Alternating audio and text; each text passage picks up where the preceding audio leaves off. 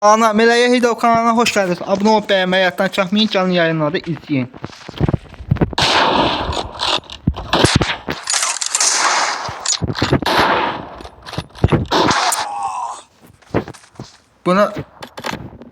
Buna da geçip sana belə vurmağa düşməni. Qaşı oynayırsan.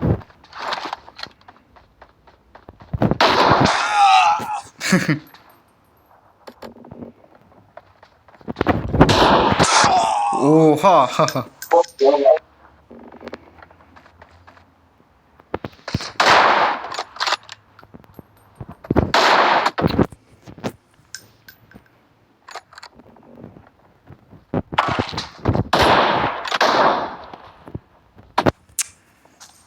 Mənim internetim zəif diye. Gedir hər şey.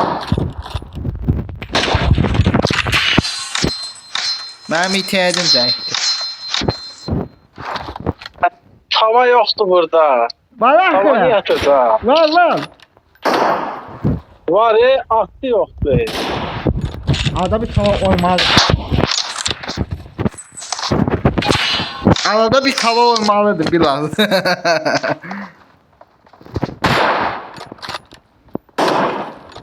Ha getdin sən. Ha tavası ölmüşdür mənim əmində.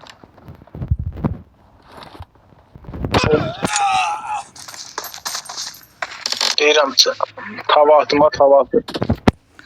Sən sniper ilə qəşi oynayırsan da. Mənim internetim zəifdir. Ha görsən gedir oyuna. Ama işimizde de değil ya. Öyle mi? Ben de diyorum bu sağ şey nerede? Ne oynuyor bilmem de. Ay hileyle oynamadı da sazama oyunla.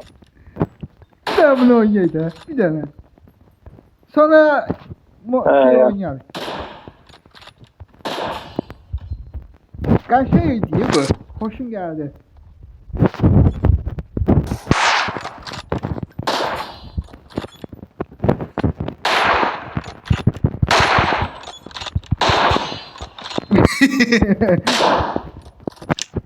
Ne diyorum bunlar? Oy bile havada. Havada bu. Akmadı.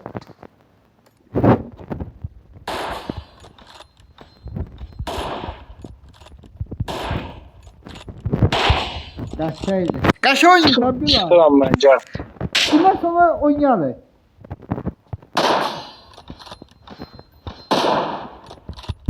Uttuğunda da mezeleneceksin. Yok öyle bile.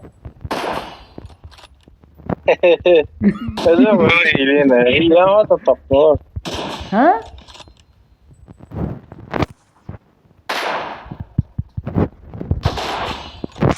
Sen ustum. Galibiyet hile işledenindir. Hile zor değil. Ha, Kaşaydı. oyunda geçen gidiyor oyun. Video bu kadardı.